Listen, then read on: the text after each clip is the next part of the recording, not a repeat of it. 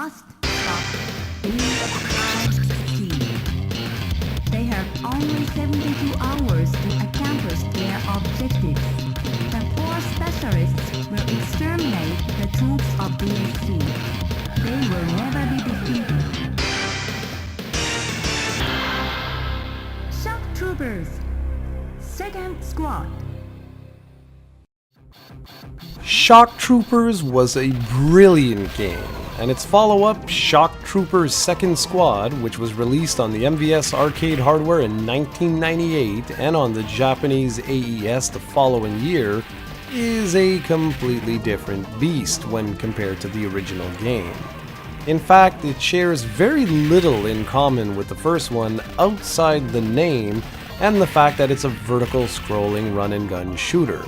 In the original Shock Troopers, there were 8 playable characters that differed in a variety of ways, but here there are only 4 distinct characters, although I do admit that they all feel vastly different from one another.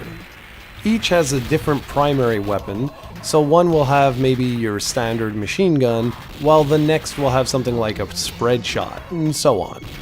So on the surface, it's a little bit disappointing to see only 4 playable characters. Well, in reality, it's not that bad.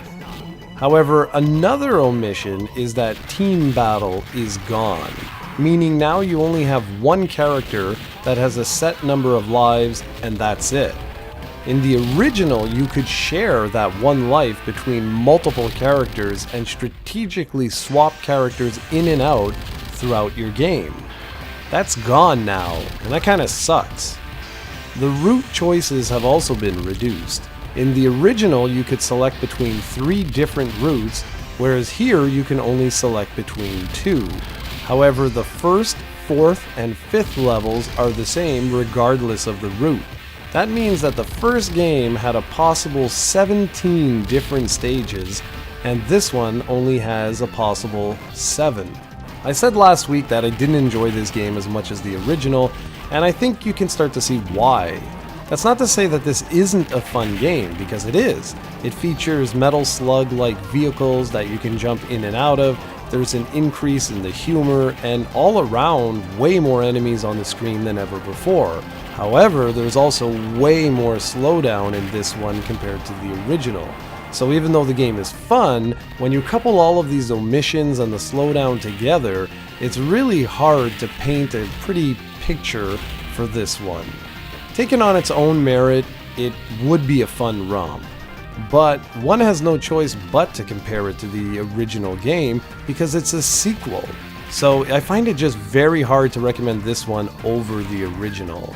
I should also mention that the audiovisual presentation is completely different than that of the first game. You'll either love it or hate it, but it uses the Donkey Kong Country style pre-rendered graphics, which is something SNK was doing a lot of at that particular point in time, trying to modernize the Neo Geo platform in its late years.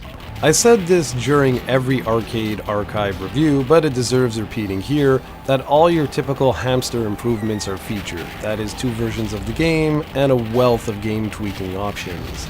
Shock Troopers Second Squad is fun, but considering you have a significantly better version of this sort of game on the eShop, I really don't see why you would select this one over the original, unless you've already completely destroyed the original and are looking for something else.